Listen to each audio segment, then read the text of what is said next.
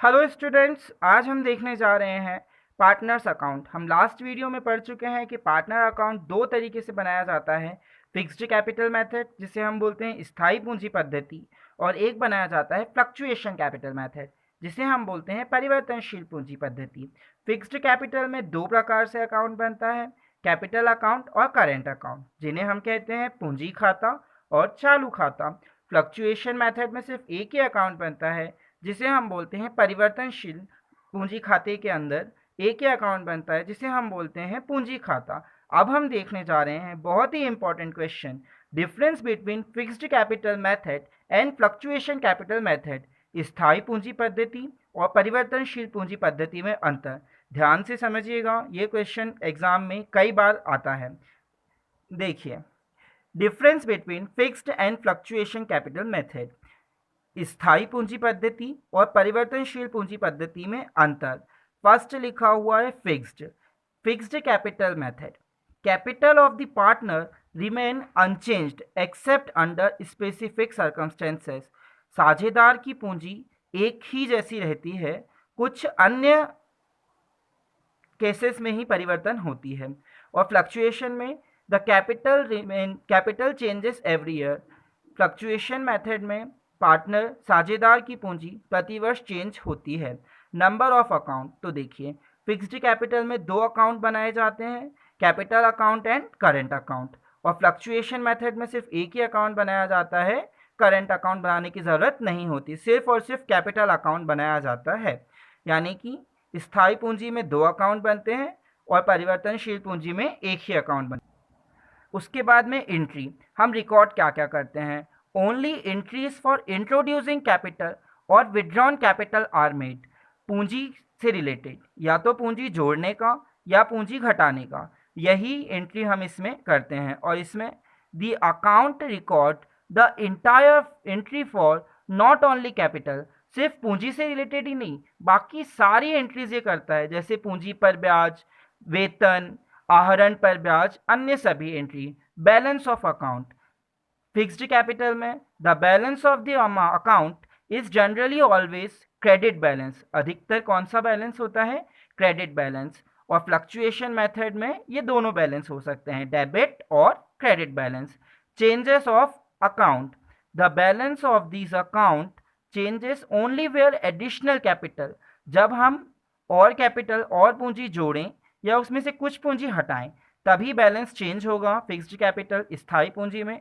और परिवर्तनशील पूंजी में प्रतिवर्ष बैलेंस चेंज होता है। अब हम देखने जा रहे हैं गारंटी ऑफ प्रॉफिट या फिर लाभ की गारंटी। तो देखिए, गारंटी ऑफ प्रॉफिट या लाभ की गारंटी क्या होती है, हम एक एग्जाम्पल के जरिए समझने की कोशिश करते हैं। गारंटी का मतलब होता है किसी भी चीज़ का आश्वासन देना कि आपको इतना लाभ मिलेगा या आपको इतना प्रॉफिट साल के अंत में कम से कम मिलेगा। अगर इससे ज़्यादा प्रॉफिट मिल रहा है तो ठीक है, कोई प्रॉब्लम ही नहीं है। और अगर पहले बताए गए प्रॉफिट से कम प्रॉफिट मिल रहा है तो वो प्रॉफिट एक्सेप्टेबल नहीं होगा। गारंटी से कम प्रॉफिट होने पर उस लेस प्रॉफिट का कुछ ना कुछ भरपाई की जाएगी, पार्टनर को पूरा प्रॉफिट दिया जाएगा। तो गारंटी ऑफ प्रॉफिट का मतलब होता है किसी व्यक्ति को आश्वासन देना कि आपको कम से कम इतना प्रॉफिट तो मिलना ही मिलना है। अगर इससे कम मिला तो इसकी भरपाई की जाएगी, और अगर इससे ज़्यादा मिला तो वो ज़्यादा प्रॉफिट पूरा आपका होगा। तो देखिए, गारंटी ऑफ प्रॉफिट या लाभ की गारंटी तीन प्रकार से होती है। देखिए, तो तीन प्रकार कौन कौन से होते हैं, ये मैंने दोनों लैंग्वेज में लिखा है ताकि हिंदी मीडियम और इंग्लिश मीडियम दोनों स्टूडेंट्स को समझ आए। Guarantee of profit to partner, साझेदार को लाभ की गारंटी। देखिए, तीन होते हैं, पहले आप नाम देख लीजिए फिर मैं समझाऊंगा। गारंटी बाय प्रॉफिट, फर्म के द्वारा guarantee. Guarantee by one partner, एक साझेदार के द्वारा guarantee. Guarantee by partner to firm, साझेदार द्वारा फर्म को गारंटी। अब देखिए, ये तीनों को अपन एक एक करके समझते हैं। जैसे अपन फर्स्ट वाला देखते हैं, गारंटी बाय फर्म। जैसे यहाँ मान लो तीन पार्टनर हैं, कौन कौन? A B C. इनमें से सी चाहता है कि मैं ये पार्टनरशिप फर्म छोड़ दूँ। वो ये क्यों चाहता है क्योंकि उसे डर है मुझे प्रॉपर प्रॉफिट यहाँ पर रहकर नहीं मिलेगा। तो ए और बी पूछते हैं सी भाई तू बता तुझे कितना प्रॉफिट चाहिए।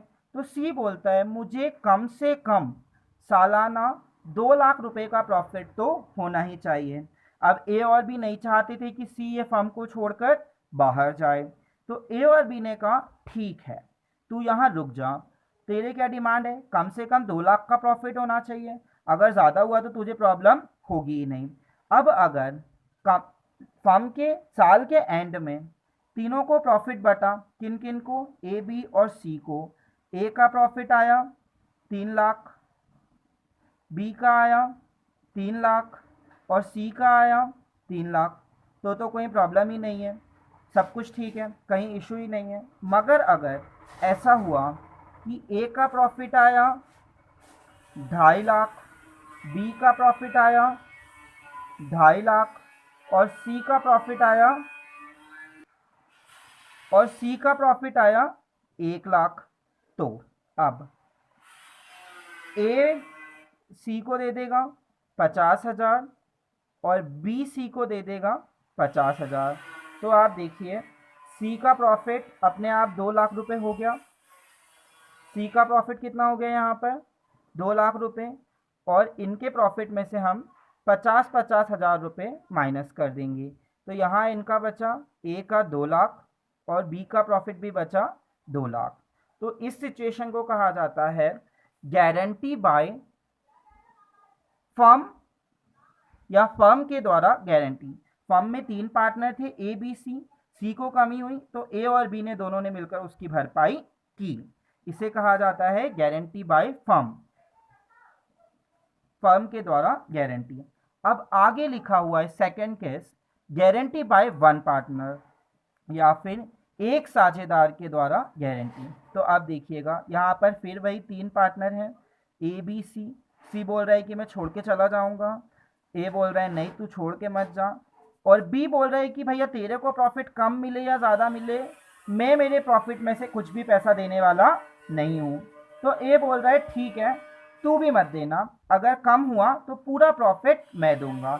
जैसे यहाँ पर ए का प्रॉफिट 2 लाख, बी का प्रॉफिट 2 लाख और सी का प्रॉफिट 1.5 लाख। तो अब बी कुछ भी नहीं देगा, यहाँ पर ए 50,000 रुपये दे देगा और वो सी के में जुड़ जाएंगे, तो सी का प्रॉफिट हो जाएगा 2 लाख, इसका बचेगा 1.5 लाख और बी के प्रॉफिट में कोई भी चेंजेस नहीं होंगे। तो इसे बोला जाता है गारंटी बाय वन पार्टनर, अन्य पार्टनर को इससे कोई ताल्लुक नहीं होता। और लास्ट है guarantee by firm to partner, साझेदार द्वारा फर्म को गारंटी। अब यहाँ पर फिर से 3 पार्टनर हैं ए बी सी, इनको किसी को भी प्रॉफिट सर्टेन नहीं पता है, तो यहाँ पर ए इनसे बोल रहा है कि देखो भैया पूरी फर्म को कम से कम 5 लाख का प्रॉफिट तो हो गई होगा, और अगर इतना प्रॉफिट फर्म को नहीं हुआ तो मैं इसको प्रॉफिट दूंगा, भले ही मेरी जेब से मेरे घर से ला के दूँ। तो ये सिचुएशन कौन सी हो गई, guarantee by firm, sorry guarantee by partner to firm. तो देखिए हमने 3 प्रकार की गारंटी पढ़ी, गारंटी बाय फर्म, फर्म के द्वारा guarantee, guarantee by one partner, एक साझेदार के द्वारा guarantee, guarantee by partner to firm, साझेदार द्वारा फर्म को गारंटी। अब हम मूव करते हैं न्यूमेरिकल की ओर। तो हम लोग लास्ट वीडियो में पढ़ चुके हैं कि क्या फॉर्मेट होता है। तो फर्म के लिए जो फॉर्मेट होता है उसको हमने नाम दिया है profit and loss appropriation account. तो देखिए मैं पहले आपको जनरल सी स्टेप बताता हूँ।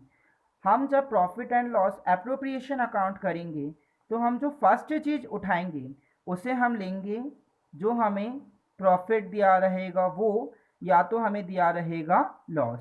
हम क्या चीज़ लेने वाले हैं, जो हमें प्रॉफिट ऑलरेडी दिया हुआ है।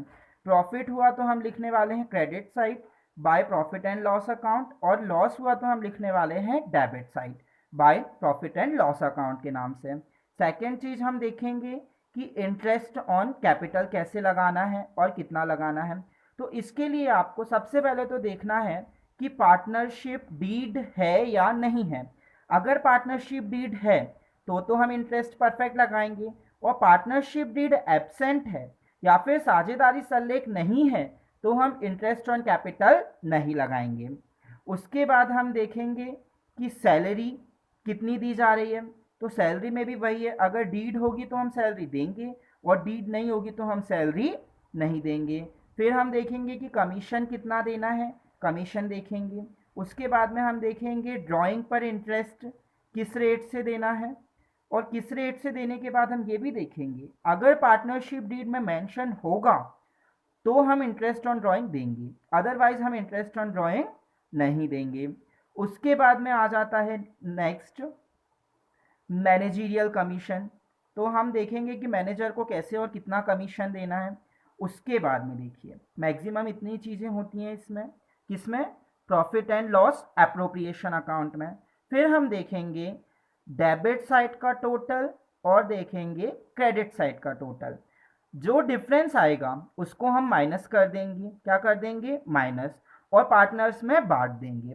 पार्टनर्स में कैसे बांटा जाएगा, जैसे पार्टनर हैं ए बी सी, उनका रेशियो आपको दिया रहेगा, रेशियो दिया होगा आपको 2:1:1 या 3:2:1 या फिर 1:1:1 या फिर कुछ नहीं। और अगर पार्टनरशिप डीड नहीं होगी तो उनका रेशियो हमेशा इक्वल रेशियो होगा। कौन सा रेशियो होगा, इक्वल रेशियो, तो उसे हम बांट देंगे। कैसे बांटना है वो मैं आपको एक सवाल करके बताऊंगा नेक्स्ट वीडियो में। अभी आप इसको प्रॉपर फॉर्म में लिख लीजिएगा कि किस किस तरीके से करेंगे। फर्स्ट क्या उठाने वाले हैं हम, प्रॉफिट या loss, second interest on capital, salary, commission, drawing पे interest, manager commission, debit credit का इक्वल, फिर बांटना। तो बांटने के लिए हम डेबिट का ज़्यादा रहेगा तो क्रेडिट का माइनस करके लिख देंगे, और क्रेडिट का ज़्यादा रहेगा तो डेबिट का माइनस करके। किस नाम से लिखेंगे, हम इसको लिखेंगे transfer to partners capital oblique current account, transfer to partners capital oblique current account. और एक चीज़ और ध्यान रखिएगा कि एट लास्ट डेबिट का बैलेंस इक्वल होना चाहिए क्रेडिट के, तभी हमारा क्वेश्चन सही माना जाएगा। आप इस वीडियो को ध्यान से देखिए, जो जो चीज़ मैंने आपको एक्सप्लेन की है ये सारी चीज़ें इंपॉर्टेंट हैं। ये आप लास्ट वीडियो में फॉर्मेट देखिएगा, उसके बाद ये पूरा सीरियल देखिएगा, तभी अपन जब क्वेश्चन करेंगे तो आपको क्वेश्चन समझ आएंगे। और अगर आपको कहीं पे कुछ भी प्रॉब्लम है या कोई सा भी ऐसा पॉइंट है जो आपको समझ नहीं आया तो आप मुझे कमेंट करके ज़रूर बताइए, मैं पूरी कोशिश करूँगा कि आपका डाउट मिटा सकूँ। Thank you, stay home, stay safe, keep study.